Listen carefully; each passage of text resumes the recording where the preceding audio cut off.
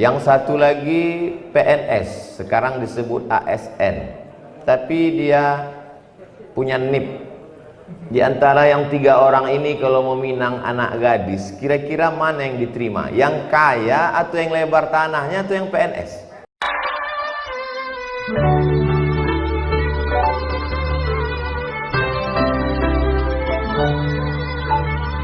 Saya berada di alam ghaib, tapi insya Allah mereka semua mengikuti kita.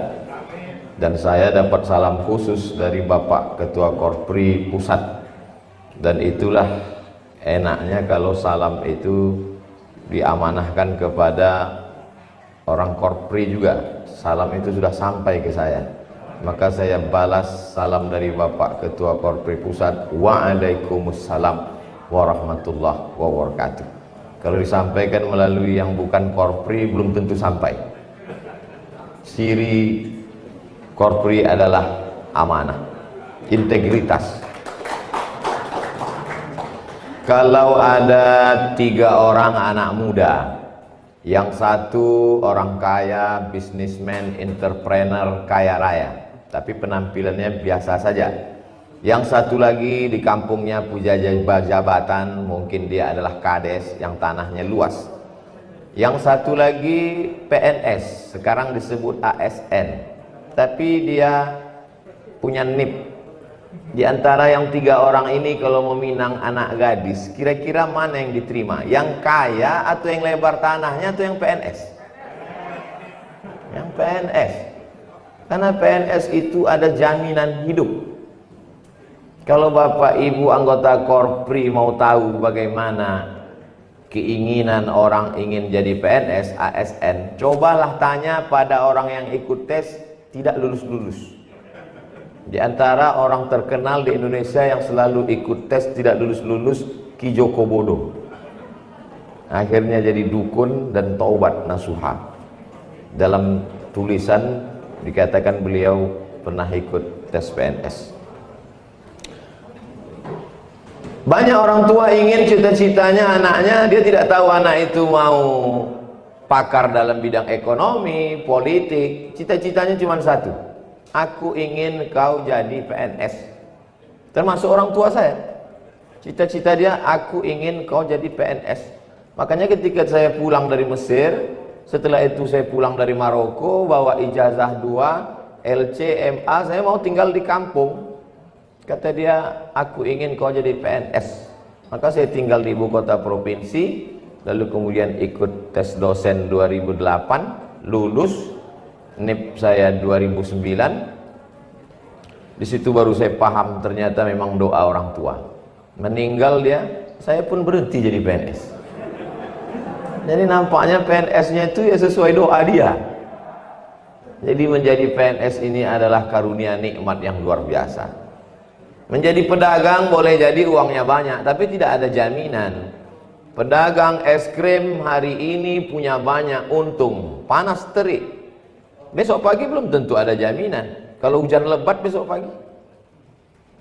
Petani kelapa sawit hari ini kaya raya, tapi kalau nanti suatu hari minyak CPU ini berkurang, pemilik batu bara menjadi pengusaha yang kaya raya, tapi kemudian kalau ada stop ekspor, maka menjadi PNS adalah salah satu keinginan banyak orang, karena dia stabil saja.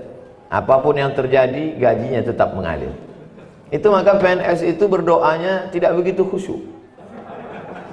Karena berdoa tak berdoa gajinya cair. Beda sama petani. Kalau petani itu, ya Allah, ini padi sudah ditanam, tolong jangan sampai datang tikus, jangan sampai datang burung, jangan sampai datang hama wereng. Karena kalau sampai nanti padi hilang. Tapi kalau PNS enggak. Makanya jangan heran kalau nanti sholat di masjid ada orang yang habis salam nggak doa langsung, mungkin PNS. Karena gajinya sudah pasti. Kenapa Ustaz tidak mau duduk di situ? Karena saya ingin merasakan gimana rasanya wali kota. Kalau saya duduk itu biasa, saya di mana-mana berdiri. Cuman berdiri di situ kan mubazir, masa ada kursi, tidak mau. Dan itu ciri saya. Orang capek nyari kursi, saya dikasih kursi tak mau. Jadi menjadi PNS ini nikmat yang luar biasa. Hanya saja dari telunjuk ini kita tidak akan katakan dia nikmat, karena setiap hari kita bangun telunjuk ini ada. Setiap hari bangun pagi telunjuk ada. Kita tidak menganggap dia nikmat. Kapan kita baru merasa telunjuk ini nikmat? Ketika telunjuk luka dan kita mau ngupil. Mau pakai jempol kegedean. Jadi menjadi PNS ini bagi sebagian PNS tidak nikmat. Kenapa? Karena dia sudah lulus lama PNS, sudah bertahun-tahun. Makanya yang pertama poin yang ingin saya sampaikan adalah syukuri nikmat PNS. Masya Allah. Lain air yang dibawakan PNS. Penuh barokah insya Allah. Berapa banyak orang-orang yang hari ini kita bawa map. Saya waktu itu membawa map Bapak Ibu. Sampai di depan kantor Kementerian Agama, map saya itu ditulis angka di atasnya 62. Lalu saya tanya, ini 62 ini maksudnya apa Pak? Kamu adalah orang yang 62 yang akan menjadi penyuluh agama di kantor Kementerian Agama. Saya 62, iya. Yang mau diterima berapa orang? 1. Jangan-jangan orangnya udah ada lagi. Akhirnya saya batal ikut tes penyuluh agama karena kebetulan harinya serentak dengan tes dosen. Saya pikir-pikir dosen ada kemungkinan lulus karena saya S2 dan saingan tak terlalu banyak. Ini 62 ini seperti masuk lubang semut ini. Jadi begitu sulitnya orang untuk menjadi pegawai negeri sipil, ASN, PNS, apapun namanya, mereka adalah para abdi negara. Maka syukuri nikmat ini, bersyukur dengan ucapan lisan, memperbanyak tasbih mengagungkan Allah. Tidak hanya selesai sholat, saat pergi ke kantor, subhanallah walhamdulillah wala ilaha illallah wallahu akbar. Memperbanyak salawat, Allahumma salli ala Sayyidina Muhammad wa ala ali Sayyidina Muhammad. Daripada menceritakan aib orang, daripada bicara yang tidak penting, karena dosa yang paling besar adalah dosa lidah. Berapa banyak gara-gara lidah amal kita menjadi sia-sia. Gara-gara lidah amal kita diambil orang lain. Gara-gara lidah kita memakan bangkai saudara kita. Maka syukuri nikmat PNS ASN ini dengan banyak-banyak sholawat sesuai kondisi ASN masing-masing. Maksud saya kalau dia memang bidang dia pelayanan melayani masyarakat umum, ya sesuaikan. Ketika tidak ada orang, bersolawat Allahumma sholli alaihi wasallam. Ketika ada orang urusan, ya kita layani. Jangan gara-gara ini besok semua ASN balik papan, Pak gimana urusan surat-surat saya? Allahumma sholli ala Sayyidina Muhammad wa ala ali Sayyidina Muhammad. Sesuai situasi dan kondisi. Allah berjanji, la in syakartum, kalau kau syukuri nikmat ini, maka akan aku tambah. ASN adalah jaminan hidup. Sampai-sampai bukan cuman jaminan hidup ASN ini, jaminan mati. Sudah mati pun masih mengalir juga gajinya. Walaupun itu sebetulnya bukan gaji sesudah mati. Itu adalah gaji waktu dia masih hidup yang ditahan oleh pemerintah, setelah mati dialirkan. Jadi bagi ASN PNS itu bertambah. Iza matal insan, kalau manusia mati yang mengalir itu ada 3. Ilmu yang bermanfaat, anak yang soleh, sodakoh jariah, gaji PNS. Karena setelah mati dia tetap mengalir. Jadi diantara kekhawatiran orang adalah setelah pensiun. Karena setelah pensiun itu gaji pokok ada, tentu yang lain-lain berkurang. Kalau dulu mungkin ada uang sundul, uang sipak, uang tunjang. Setelah itu dia menjadi berkurang. Tapi dengan syukur kepada Allah, mensyukuri apa adanya, di situ kita akan menjadi orang yang merasa cukup. Kalaulah dunia ini mau dicukup-cukupkan, tidak ada cukupnya Bapak Ibu. Lau kana libni Adam wadiyan min zahab, seandainya anak Adam ini satu emas lembah isinya emas semua, nggak cukup. Dia akan minta 1 lembah lagi, dapat 2 minta 3, dapat 4 minta 5. Walam tamla fahu illa turab, sampai mulutnya disumbat tanah. Tidak akan ada cukupnya. Poin yang kedua yang ingin saya sampaikan adalah bahwa kita merasa cukup. Tapi yang saya maksud merasa cukup ini artinya kita tidak tamak. Merasa cukup di sini adalah terkait dengan pendapatan kita, terkait dengan gaji, terkait dengan tunjangan, merasa cukup. Tapi ada pun target-target pemerintah kabupaten, kota, provinsi ke depan, itu mesti ditingkatkan. Jangan sampai gara-gara tausiah Abdul Somad ini, besok ketika evaluasi Bapak Kepala Ketua Korpri seluruh Indonesia, bagaimana target kita 2021? Ya udahlah Pak, kita cukupkan aja apa adanya. Kita mesti target-target harus ada yang dicapai. I'mal li dunyaka ka'annaka ta'ishu abada.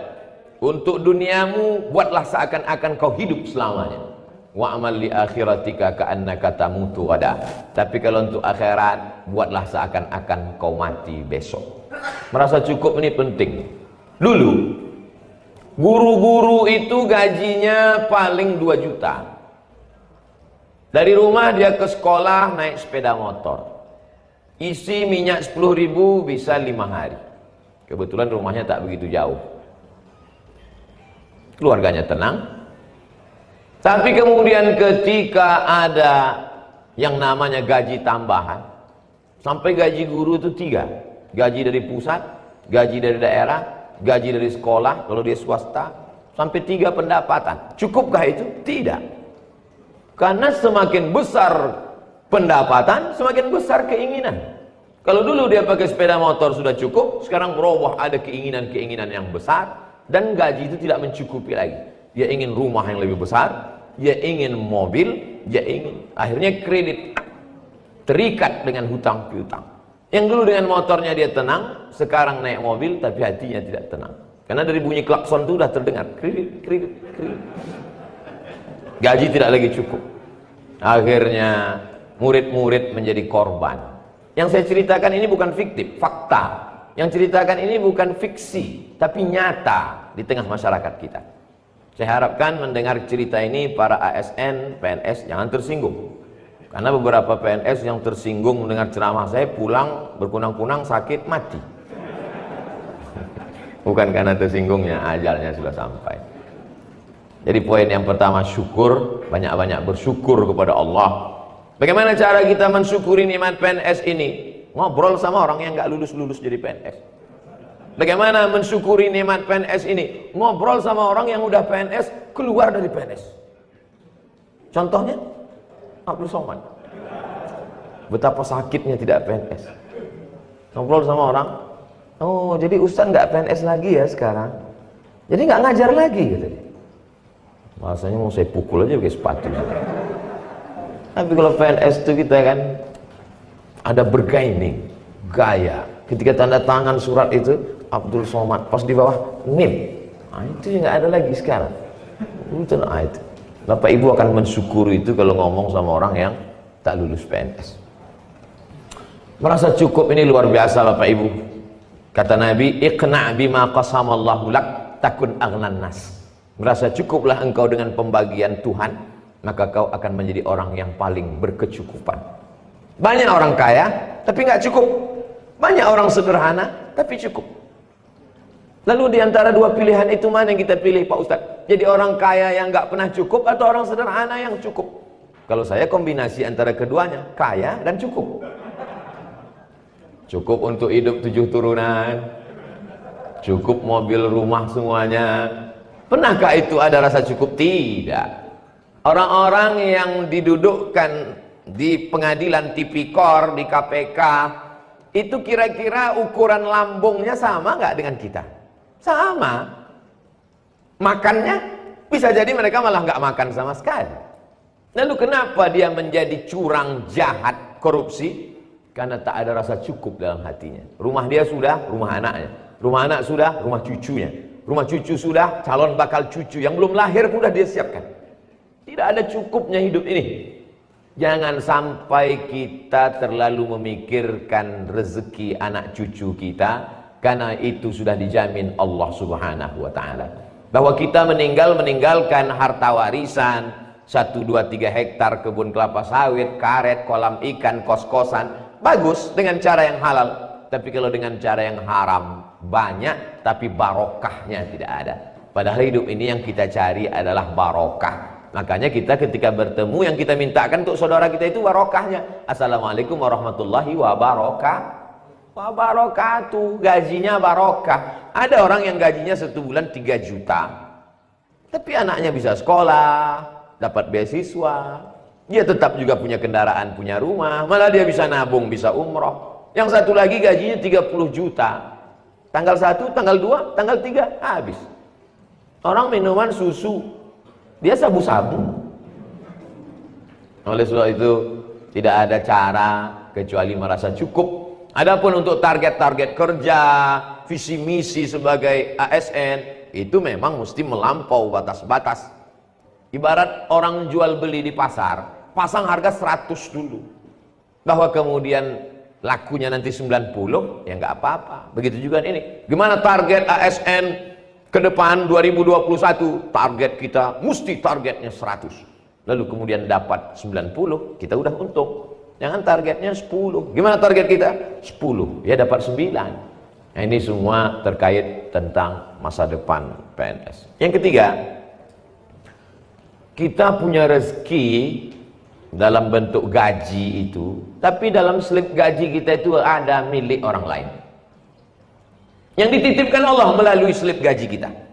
Itu yang disebutkan Allah dalam Al-Quran, wa fi amwalihim haqqum ma'lum. Dalam harta mereka itu ada milik orang lain. Ini ujian. Ada orang diuji kakinya sanggup sholat berjamaah, diuji matanya sanggup baca Quran, diuji telinganya sanggup dengar ceramah.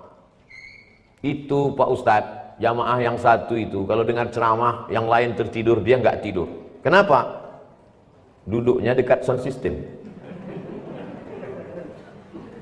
Diuji telinganya sanggup, diuji matanya sanggup, diuji kakinya sanggup. Tapi ketika diuji kantongnya, kumat penyakit aslinya. Bakhil, bin pelit, bin medit, bin kedekut. Bapak Ibu yang hafal lagi nasabnya itu. Datanglah penyakit aslinya. Maka ini penyakit ini mesti dibersihkan. Ajaran kita mengajarkan ada yang disebut dengan zakat. Zakat ini dibayarkan ke Badan Amil Zakat Nasional. Kita di provinsi, kabupaten, kota seluruh Indonesia ada 2,5%. Potong atas bagus. Cara ngitungnya mudah aja. Kalau 1 juta 2,5%, 25.000. Kalau 5 juta 125.000. Kalau kebetulan dapat 10 juta 500.000. Betul hitungan saya. Kadang kalau cerita uang nih banyak orang lupa. 1 juta 25.000. Jadi kalau 10 juta 250.000. Biasanya kalau lebih banyak yang komplain. Kalau kurang diam. Tapi saya selalu menjelaskan bahwa 2,5% itu bukan dari hitungan gaji, tapi dari total pendapatan. Karena banyak orang, saya nggak bisa zakat Pak Ustadz, gaji saya cuma 2 juta. Gajinya 2 juta, pendapatannya 20 juta. Nah ini oleh sebab itu, maka ada orang pegawai yang biasa-biasa saja. Dia pegawai biasa Pak Ustadz, slip gajinya cuma 3 juta. Tapi harta warisannya banyak. Dia dapat durian runtuh.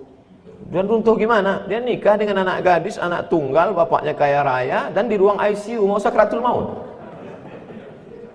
Nah, jadi pendapatan itu ditotal semua, digabungkan dengan gaji PNS ASN, bayarkan. Di beberapa kabupaten kota itu sifatnya dihimbau. Saya menjadi tim sosialisasi zakat, bahkan diangkat sebagai duta zakat Badan Amil Zakat Nasional untuk menyampaikan tentang kewajiban zakat. Bagi Bapak Ibu yang sudah membayarkannya langsung ke pembantunya, ke sepupunya, tetangganya, keluarganya yang ada di dekat rumah, itu bagus, baik. Tapi lebih baik seperti satu lidi. Satu lidi kalau cuma 1, sebatang, 2 batang, dia tidak punya kekuatan. Tapi kalau lidi-lidi ini diikat menjadi sapu lidi yang besar, itu luar biasa. Bayangkan kalau gaji PNS ASN sekian puluh ribu orang dijadikan satu, itu banyak yang bisa kita buat. Saya waktu kuliah di Mesir dulu Bapak Ibu, Itu anak-anak Malaysia, kawan kami yang dari Malaysia itu dapat zakat dari kerajaan. Yang dimaksud kerajaan itu provinsi. Dari kerajaan Selangor, dari Perlis, dari Perak. Itu saya tanya, kamu dapat berapa? Ada yang dapat 6.000 ringgit. 6.000 kali 3.000, 18 juta setahun. Makanya mereka rumahnya bagus. Kalau naik mobil, naik taksi. Saya alhamdulillah 4 tahun di Mesir, sekali pun nggak dapat zakat. Tapi kuliah selesai juga. Malah lebih cepat. Kenapa? Karena ingin cepat pulang, karena nggak ada duit. Ada ketakutan untuk belajar itu. Mata kuliahnya 14, kalau tidak lulus 3 mata kuliah nggak naik tingkat. Kalau tidak lulus 1 tahun beasiswanya putus. Kalau tidak lulus 2 tahun beasiswanya stop sama sekali. Kalau nggak lulus 3 tahun maka dia DO, tidak dapat tiket pulang, siap-siap buat rakit dari Sungai Nil ke Sungai Siak. Nah, jadi ada semangat yang luar biasa untuk belajar. Tapi saya tidak ingin adik-adik kelas saya yang hari ini ternyata mahasiswa ke Al-Azhar Kairo Mesir itu makin hari makin banyak dan prestasi mereka makin hebat. Tadi dalam perjalanan kemari saya sedang menonton video dalam bahasa Arab, dipanggillah juara 1 pemenang debat antar pemuda sedunia, peserta dari Indonesia, maju dia ke depan pakai bendera Indonesia. Hebatnya orang Indonesia bisa debat pakai bahasa Arab dan menang juara 1. Orang mana itu? Orang Balikpapan ternyata. Hebat Balikpapan. Memang yang begitu-begitu itu jarang viral. Saya kebetulan aja diusir di beberapa tempat viral. Itu bayangkan itu, bahasa Arab hebat, debat hebat.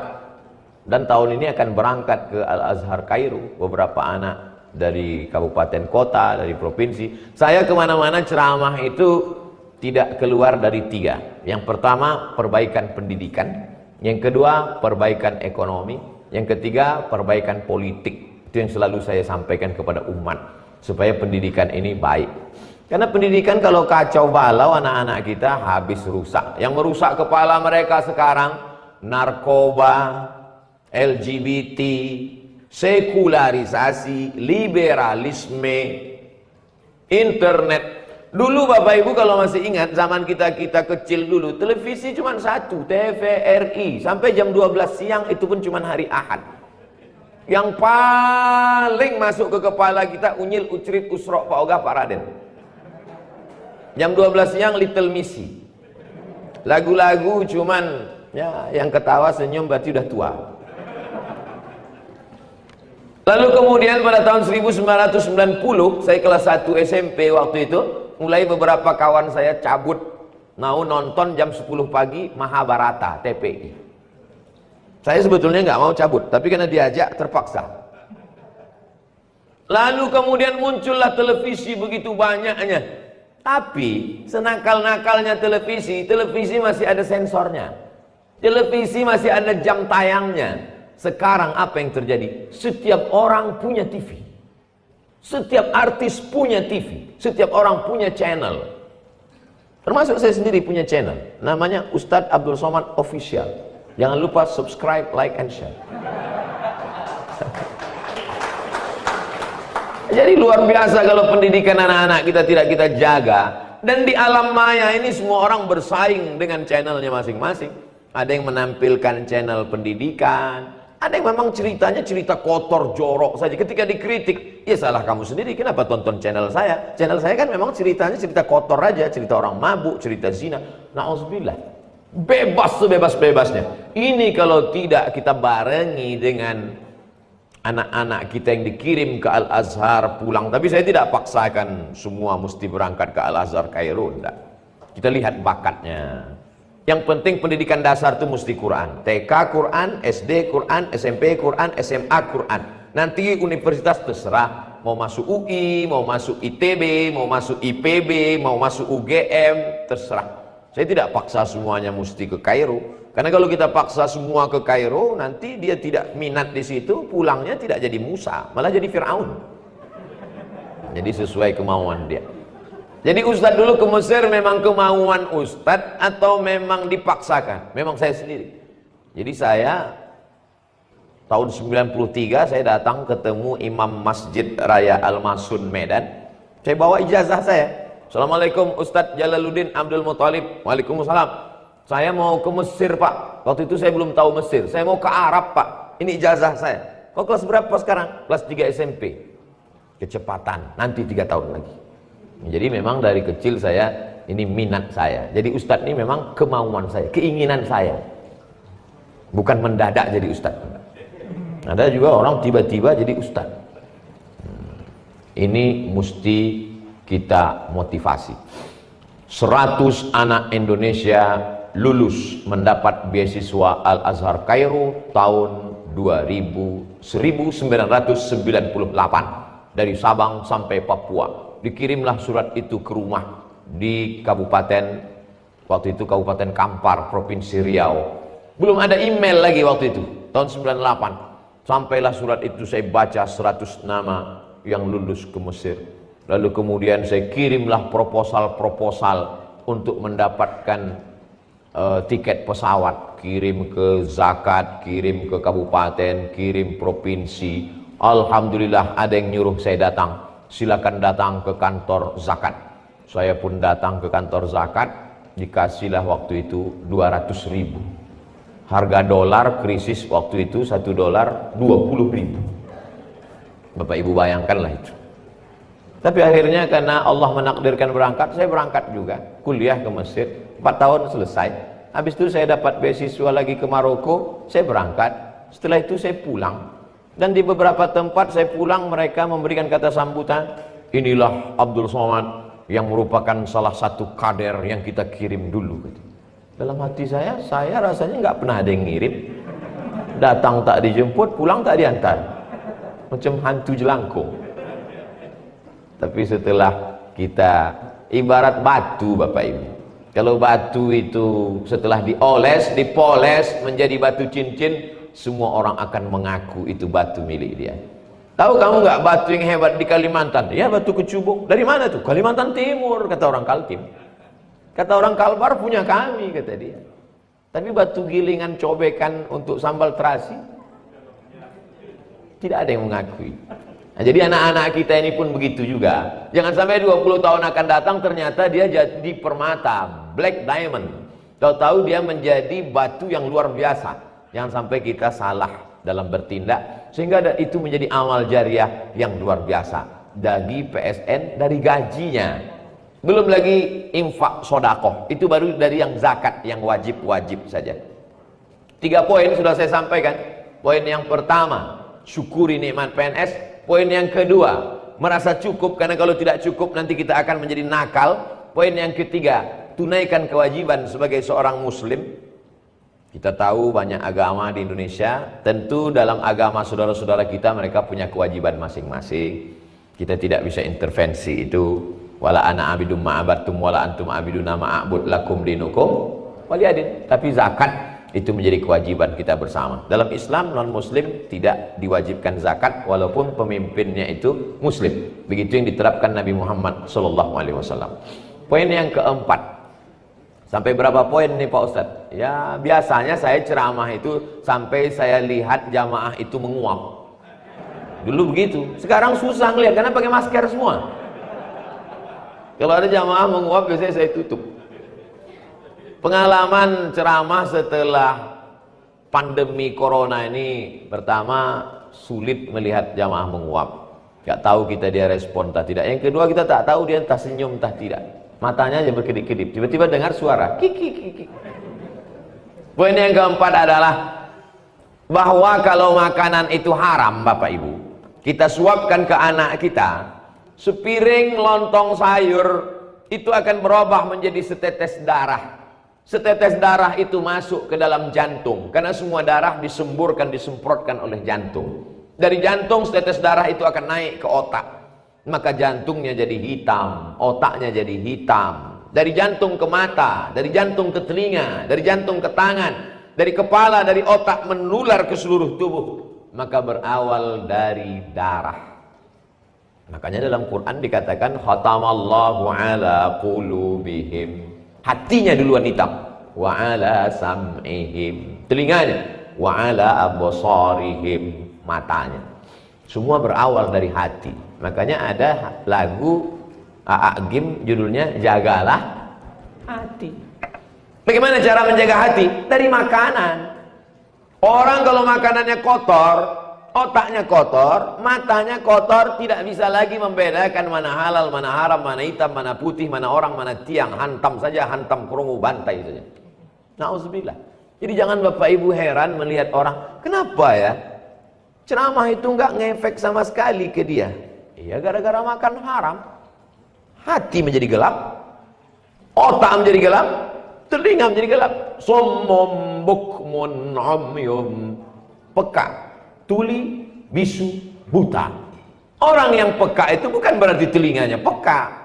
Sama seperti kita sedang berdiri di tepi jalan, tiba-tiba datang orang nginjak kaki kita. Matanya ada, tapi kita mengatakan, ente buta ya? Bukan berarti dia buta, matanya ada, tapi mata itu tidak berfungsi lagi. Itulah yang sesungguhnya azab itu. Azab itu ya itu. Maka mudah-mudahan kita dengan makanan yang halal ini, kita tidak terkena azab ini insya Allah. Karena azab ini banyak orang salah pandang tentang azab Bapak Ibu. Dia anggap azab itu kalau dia golongan bawah. Dia anggap azab itu kalau dia nonjok. Dia anggap azab itu kalau dia sakit. Bukan. Sakit belum tentu azab. Boleh jadi dengan sakit itu kita sedang dapat nikmat. Buktinya apa? Buktinya di rumah sakit yang sakit bertasbih semua. Ketika sehat baru main handphone. Kalau dikatakan miskin itu azab, tidak. Buktinya waktu miskin rajin sholat ke masjid. Udah agak-agak kaya, tinggi jabatan, baru mulai setahun ke masjid cuma 2 kali, Idul Fitri, Idul Adha. Itu pun masbuk. Ustaz tahu dari mana? Dari pertanyaannya. Pas ada pertanyaan jamaah, ada Ustaz Somad, kalau masbuk sholat id takbirnya gimana ya? Sholat id pun masbuk juga. Parah betul kau guys. Jadi bagaimana poin yang keempat ini? Kita cari makan halal. Rajulun as'as, ada seorang laki-laki yang rambutnya kusut berdebu. Kusut rambutnya berdebu karena dia takut kalau dia mandi nanti rambutnya gugur, dia kena bayar denda. Apakah itu ibadahnya orang yang mandi rambutnya gugur bayar denda? Haji. Orang haji itu rambutnya kalau gugur bayar denda. Artinya dia sedang berada di tanah suci, dia sedang beribadah haji, tangannya dia angkat ke atas, dia berkata ya Rabb, ya Tuhan, ya Allah. Tapi doanya tak dikabulkan Allah. Kenapa doanya tidak dikabulkan Allah? Mat'amuhu haram, karena makanannya haram. Nauzubillah. Suatu pagi saya makan lontong dengan beberapa jamaah. Jamaah ini cerita ke saya, Ustaz Somad itu pegawai di kantor Anu sedang sakit di rumah sakit. Terus dulu waktu dia masih aktif kerja, saya pernah bawa ke tempat dia duit 1 koper. Saya tahu anaknya waktu itu sedang kuliah di Australia, dia sedang kesulitan duit. Lalu saya katakan, Pak, loloskan kami, ini duit untuk Bapak. Apa kata dia? Insya Allah saya masih mampu.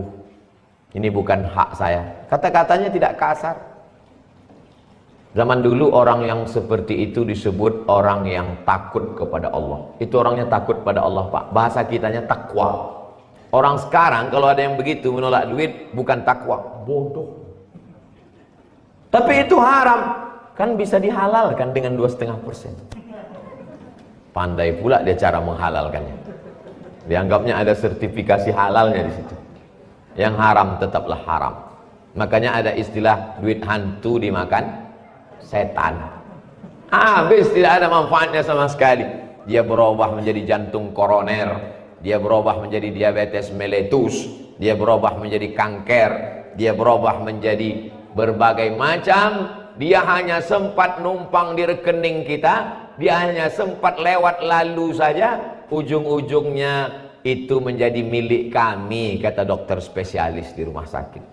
Itu punya kami Pak Ustadz. Ustadz selu-selu aja kata Pak dokter. Yang saya ceritakan ini curhat dari jamaah. Lama hidup banyak dirasa, jauh berjalan banyak dilihat. Lama jadi ustadz banyak yang curhat. Ustadz Somad, ternyata duit-duit yang dulu tuh nggak ada barokahnya Pak Ustadz. Ini kaki saya ini sudah hilang jari-jarinya semua. Kenapa? Karena diabetes. Ini sudah habis semua daging di perut saya ini dipotong untuk dipindah kemari Pak Ustadz. Bukan saya ngomong, dan saya nggak pernah mancing-mancing. Jamaah itu sendiri cerita. Mereka cerita ke saya itu untuk apa? Supaya saya ceritakan ke orang banyak. Saya sebetulnya sulit menyampaikan itu di masjid. Saya takut tidak tepat sasaran. Begitu diundang korpri, inilah masalah.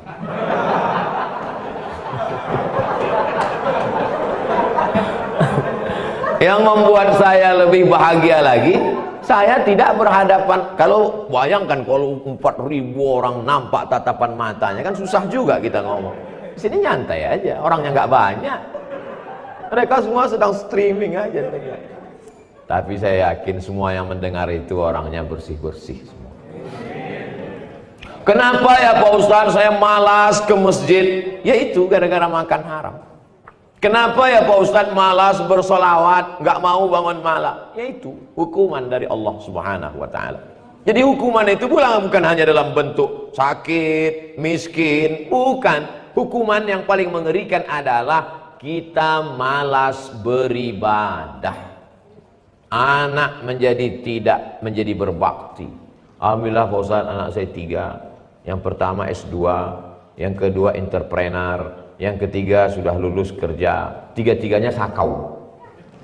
Ma'uzubillah. Mudah-mudahan anak kita anak-anak yang soleh dan solihah. Ustaz Somad gimana ini doanya Pak Ustaz? Anak saya kecanduan game online, gak berhenti-berhenti, gak makan, gak tidur terus.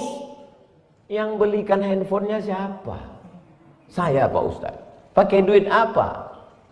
Nah itulah Pak Ustaz, duitnya ini gak jelas dari mana. Karena saya sangka ini duit abu-abu. Saya takut belikan makanan, terus saya belikan handphone. Itulah dia hukumannya. Saya disuruh bacakan ayat ruqyah. Saya disuruh membacakan ruqyah untuk anak yang kecanduan game online PlayStation. Saya terus terang sampai sekarang, setahu saya ayat ruqyah itu untuk yang diganggu setan. Yang diganggu handphone belum ada doanya. Gimana anak diganggu handphone? Kadang kita kasihan juga dengan setan nih. Kata setan, aku nggak ada ganggu. Yang ganggunya gadget, kata dia. Hanya berubah nanti. A'udzubillahi minal gadget. A'udzubillah. Maka ini kita jaga ini semua. Bapak Ibu yang dimuliakan Allah. Yang terakhir, yang kelima adalah ngaji, iman kita full. Berada sama orang baik-baik, iman kita full. Dalam penceramah, orangnya baik-baik semua, berada di lingkungan yang baik, dengan tema yang baik, full. Tapi kemudian ketika kita keluar, mulai dia down. Kita berharap mudah-mudahan kita istiqomah. Tempat kita ini kan cuma 3. Yang pertama di kantor. Ciptakan lingkungan kantor yang membuat kita istiqomah.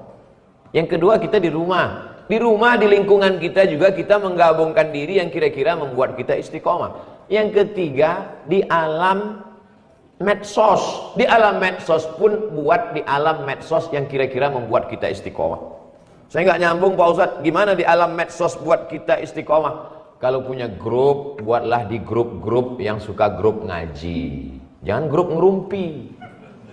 Kalau di grup, buatlah di grup-grup yang senang cerita masalah amal soleh. Itu maksud saya. Ini aktif di grup alumni SMP. Aku dulu naksir kamu loh. Mana sih foto suami kamu? Ini gantengan aku kan? Akhirnya CLBK, cucian lama belum kering. Hancur gara-gara grup.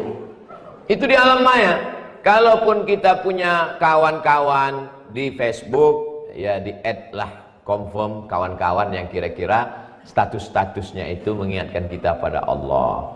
IG juga gitu. Coba di confirm, di add IG-nya UHF Ustadz Hilmi Firdausi. Hari ini bersama dengan kita. Cuman kita tidak mengenal beliau karena dia pakai masker. Dan kalau dibukanya pun maskernya kadang kita selalu silap karena dia macam artis K-pop. Ada bersama kita kesempatan ini. Bisa dicari Instagramnya Ustadz Hilmi yang contreng biru. Lalu kemudian kalau kita berada di lingkungan yang dekat dengan masjid, begitu juga. Jangan sampai kita ke masjid cuma 2 kali. Pertama akad nikah, yang kedua sholat jenazah. Inilah orang yang tidak pernah mau jadi makmum, sombong. Saking kan prestasinya hebat, bukan di belakang imam, di depan imam langsung. Sholat jenazah. Saking kan dia tidak mau merendahkan dirinya kepada Allah, dia hanya ikut pada sholat yang gak ada sujud dan rukuknya. Karena dia tidak mau merendahkan dirinya kepada Allah, maka engkau pun kuberikan kemuliaan, kata Allah. Kukasih engkau sholat yang tak ada rukuk dan sujudnya, tegak saja takbir 4 kali. Jadi kenikmatan yang luar biasa ini. Kita memang sama-sama biru Pak ASN, kita memang sama-sama biru Bu ASN, tapi biru kita beda. Yang satu ASN, yang satu mirip ASN. Mudah-mudahan semua ASN yang mengikuti program ini menjadi orang-orang yang istiqomah dalam kebaikan. Lama saya sudah ceramah, baru inilah ceramah ada sepeda motornya. Pakai nomor 1, 2, 3. Ada air mancurnya, luar biasa. Walaupun tak saya pakai ceramah, nanti kita pakai untuk foto insyaallah. Ceramah itu kadang biasa aja, foto sama update-nya yang luar biasa. Pertemuan kita ini insyaallah pertemuan yang diridhai Allah Subhanahu wa taala. Ala hazihi niyah al-Fatihah. A'udzubillahi minasyaitonir rajim. Bismillahirrahmanirrahim.